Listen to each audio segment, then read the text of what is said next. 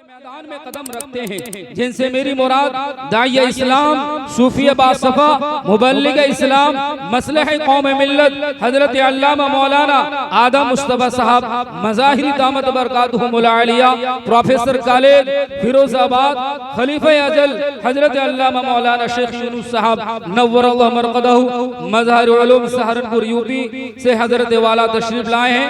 हजरत वाला को मैं मुअद्दबाना और आजीज़ाना मुखलिसाना दरख्वास्त करता हूँ कि हजरत वाला अपनी ईमानी और इरफानी और हक्कानी बयान से हम सब सामईन के क़ल्ब व जिगर को मुनव्वर और मुजल्ला फरमाएं।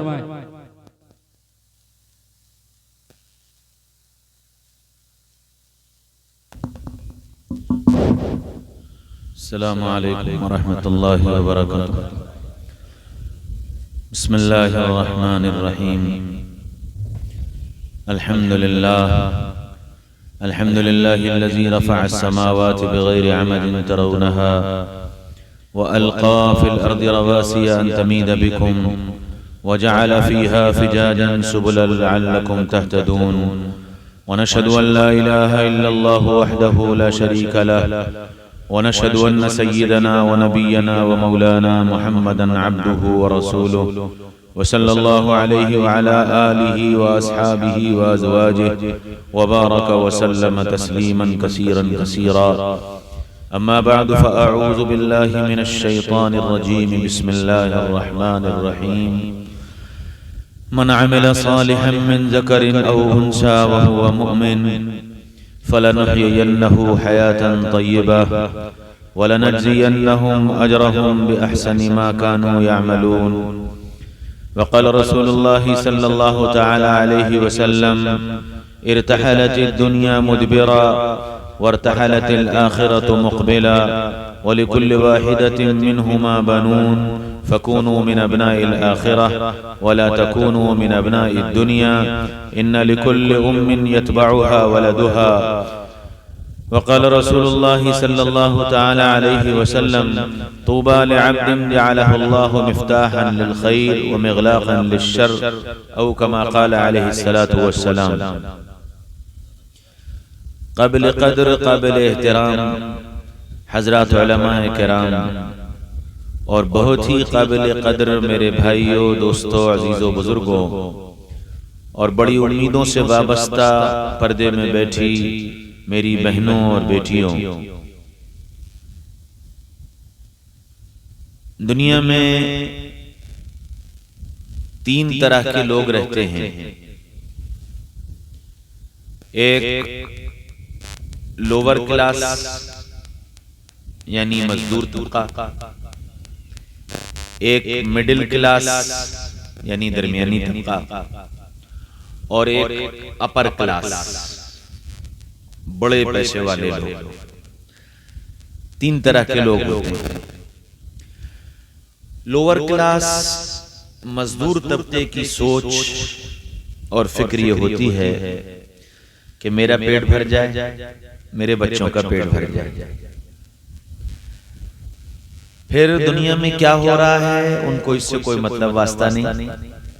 पेट्रोल महंगा हो गया कि सस्ता हो गया, डॉलर की कीमत बढ़ गई या घट गई, यूक्रेन में क्या हो गया, ऑस्ट्रेलिया में क्या हो गया, अमेरिका में क्या हो गया, किसकी हुकूमत आ गई, किसकी हुकूमत चली गई, उनको इन सारी चीजों से कोई मतलब वास्ता नहीं होता। हर होने वाली सुबह उनको ये परेशानी पैदा करती है कि आज मेरा और मेरे बच्चों का पेट कैसे भरे, और हर आने वाली शाम उनको ये फिक्र लाहिक कर देती है कि आज का तो हो गया, कल क्या होगा। इस तबके की निगाह में इस दुनिया की हैसियत एक चरागाह की है। जैसे जानवर कि वो अपना पेट भरने के लिए चरागाह तलाश करता है कि मुझे चारा कहाँ मिलेगा।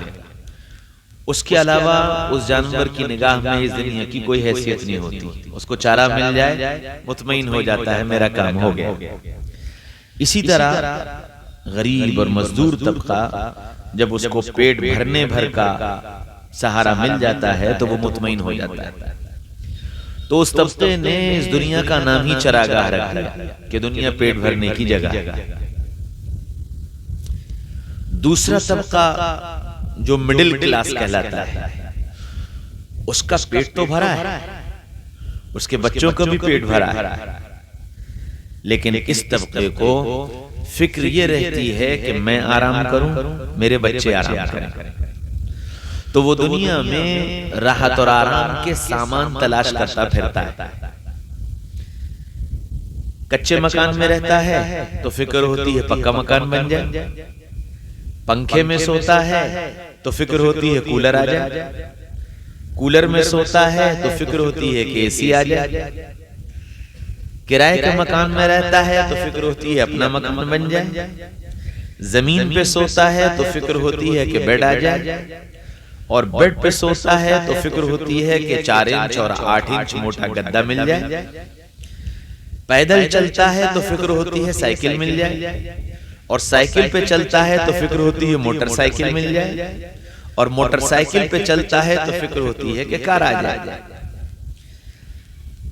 घर के बच्चे, घर की बीवी खुद काम करते हैं तो फिक्र होती है कि नौकरानी मिल जाए, कपड़े हाथ से धुलते हैं तो फिक्र होती है मशीन आ जाए। हर लम्हा इस बात की फिक्र रहती है कि मैं आराम करूं और मेरे बच्चे आराम करें। इस तबके की निगाह में इस दुनिया का नाम आरामगाह है कि दुनिया आराम करने की जगह है, आराम करो और अपने बच्चों को आराम कराओ। उसको पेट का मसला नहीं, न उसको न उसके बच्चों, सिर्फ राहत और आराम की शक्लें और राहत और आराम की सूरतें, राहत और आराम के सामान इसमें लगा रहता है। और इसी वजह से वो दुनिया को यह समझाने की कोशिश करता है कि दुनिया राहत और आराम हासिल करने की जगह है, आराम करो और अपने बच्चों को आराम पहुंचाओ। तो उस तबके ने गोया इस दुनिया का नाम ही आरामगाह रख दिया। एक तीसरा तबका है जो अपर क्लास कहलाता है, उसका पेट भी भरा है, उसके बच्चों का भी पेट भरा है, राहत और आराम के सारे नक्शे उसके पास मौजूद हैं, बेहतरीन बंगला है, बेहतरीन गाड़ियां हैं, नौकर हैं, काम करने वाले हैं, मजलिसें आबाद करने वाले हैं, लज्जतों भरे खाने हैं, सब कुछ उसके पास मौजूद है। और इतना मौजूद है कि ये खुद भी खाए और इसकी नस्लें भी खाए। राहत और आराम के इतने सामान हैं कि ये खुद भी इस्तेमाल करे और फिर इसकी नस्लें भी इस्तेमाल करे। इस तबके को भाई ऐसा तुम बैठ जाओ थोड़ी देर, सब प्यास बर्दाश्त कर लेंगे, 14 घंटे का रोजा रखते हैं सब, बैठ जाओ।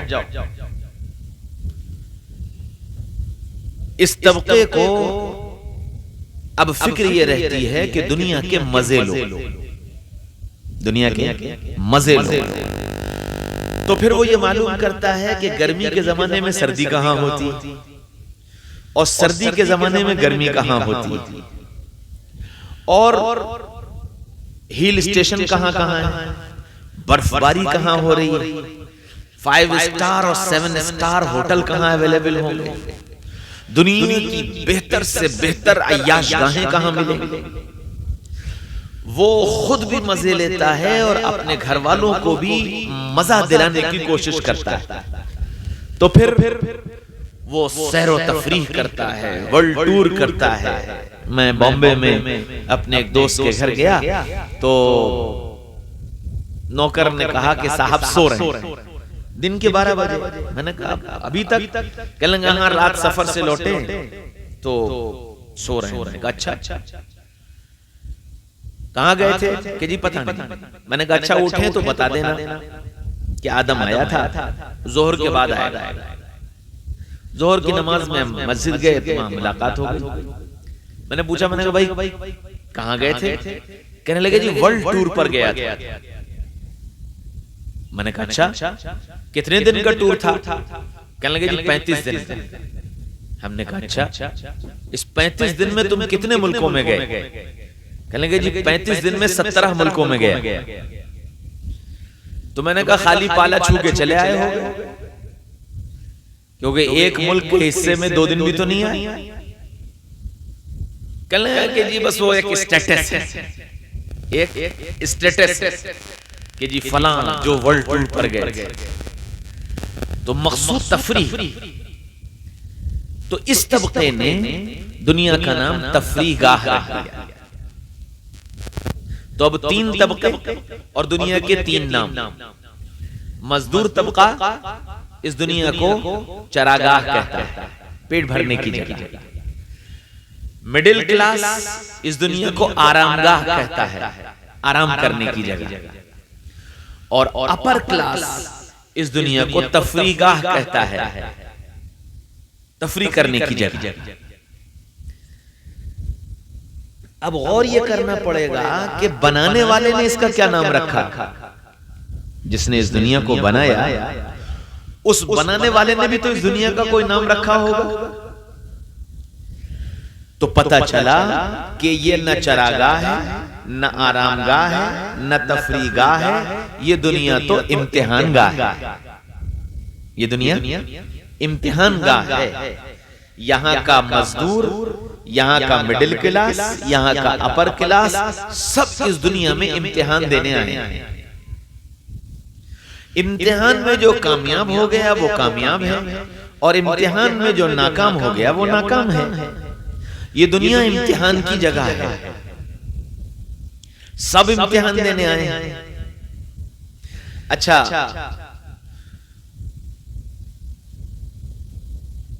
एक कॉलेज में इम्तिहान हो रहा था।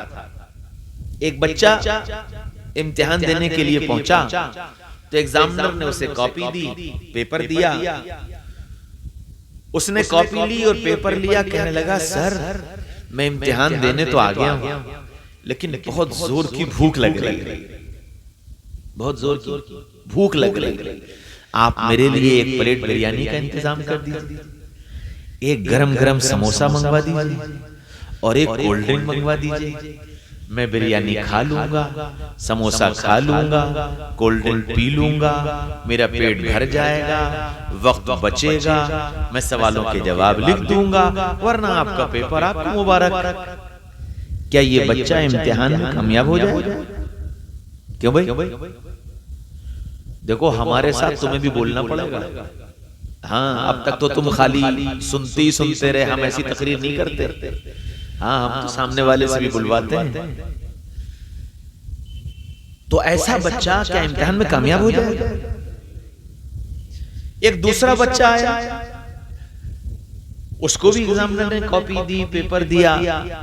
उसने कहा सर बहुत शानदार नाश्ता करके आया हूं, गर्मा गर्म नहारी और गर्मा गर्म रोटी खा के आ रहा हूं, पेट भरा हुआ है। लेकिन सर रात भर का जगा हुआ, बहुत तेज नींद आ रही। मेरे लिए आप एक गद्दे का इंतजाम कर दें, एक तकिए का इंतजाम कर दें, एक कूलर का इंतजाम कर दें। मैं अपनी नींद पूरी कर लूंगा, वक्त बचेगा, सवालों के जवाब लिख दूंगा, वरना आपका पेपर आपको मुबारक। क्या ये बच्चा इम्तिहान में कामयाब हो सकता है? एक तीसरा बच्चा आया, उसको भी कॉपी दी गई, पेपर दिया गया। उसने कहा सर बहुत शानदार नाश्ता किया है और रात भर एसी कमरे में कंप्लीट साइलेंट नींद ली है, नहा धोकर बहुत फ्रेश होकर के आया हूं। लेकिन सर इंडिया पाकिस्तान का T20 मैच चल रहा है, आप मेरे लिए एक एलईडी का इंतजाम कर दें और वाईफाई कनेक्शन का इंतजाम कर दें। मैं मैच देखूंगा और मेरी फेवरेट टीम जीत जाएगी तो मैं जीत का जश्न मनाऊंगा, जीत के मजे लूंगा, और जब मैं मजे ले चुकूंगा, वक्त बचेगा, सवालों के जवाब लिख दूंगा, वरना आपका पेपर आपको मुबारक। क्या ये बच्चा इम्तिहान में कामयाब हो जाएगा? मेरे भाइयों, दोस्तों, अजीजों, बुजुर्गों, बस इस दुनिया में मेरा और तुम्हारा यही हाल है। कोई तो ये कह रहा है कि भूख बहुत लगी है, कोई ये कह रहा है कि आराम करना है, कोई ये कह रहा है कि मजे लेना है। क्या ऐसी सूरत हाल में इस दुनिया में पेट भरते भरते, आराम करते करते, मजा लेते लेते क्या इम्तिहान में कामयाब हुआ जा सकता है? इम्तिहान में कामयाबी के लिए तो भूख को कुर्बान करना पड़ेगा, आराम को छोड़ना पड़ेगा, लज्जतों को तोड़ना पड़ेगा, तब इम्तिहान में कामयाबी मिलेगी। हाँ मेरे भाइयों, दोस्तों, अजीजों, बुजुर्गों और मेरी बहनों, जो बच्चा स्कूल में, मदरसे में पढ़ने में बहुत अच्छा होता है, बहुत मेहनती होता है, उस्ताद उससे बहुत खुश होता है। वो ये चाहता है कि मेरा ये शागिर्द कामयाब हो जाए और बड़ी से बड़ी मंजिल हासिल करे। तो उस्ताद उस बच्चे पर पूरा ध्यान देता है। जब इम्तिहान करीब आते हैं तो उस्ताद कहता है कि बेटा शाम को किताब लेकर मेरे घर आना। वो बच्चा किताब लेकर घर जाता है।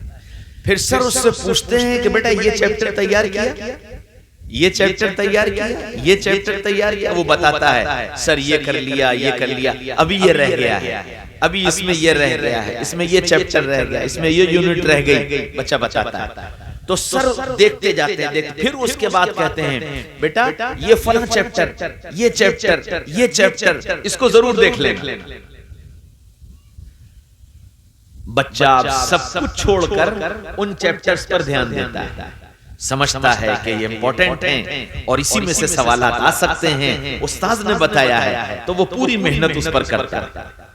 इम्तिहान और करीब आ गया, उस्ताद चाहता है कि मेरा ये शागिर्द पूरे साल बड़ी मेहनत से और बड़ी लगन से इसने तैयारी की है। उसको बुलाकर फिर ये कहता है कि बेटा शाम को आना, मैं इंपॉर्टेंट पर निशान लगा दूंगा। तो वो शाम को क्वेश्चन बैंक लेकर आता है जिसमें सवालात लिखे होते हैं। अब उस्ताद उस पे निशान लगाता है और लिखता है वेरी इंपॉर्टेंट, किसी पे डबल टिक लगाता है वेरी वेरी इंपॉर्टेंट, और किसी पे 3 मरतबा टिक लगाता है वेरी वेरी वेरी इंपॉर्टेंट। ऐसे 25-30 सवालात उस पर उस्ताद निशान लगाकर दे देता है। अब बच्चा वो चैप्टर भी छोड़ देता है। अब वो सिर्फ उन 25-30 सवालात पर मेहनत करता है कि उस्ताद ने वेरी इंपॉर्टेंट सवाल बता दिए हैं, मुझे इन्हें तैयार करना। इम्तिहान का एक दिन रह जाता है, उस्ताद बुलाकर पूछते हैं बेटा सब तैयार हो गए? कहता है जी सर। तो उस्ताद कहता है कि जरा दिखाना कॉपी। वो कॉपी दिखाता है जिसमें 40-50 क्वेश्चन लिखे हैं। उसमें से वो 15 सवालों पर निशान लगाता है कि ये 15 देख लेना। अब वो जो 15 सवालों पर निशान लगाता है तो बच्चा भी बहुत होशियार है, बहुत मेहनत की है। वो उन 15 सवालों के निशान को देखकर ये समझ जाता है कि हो ना हो पेपर सर ही ने बनाया है, हो ना हो पेपर सर ही ने बनाया है।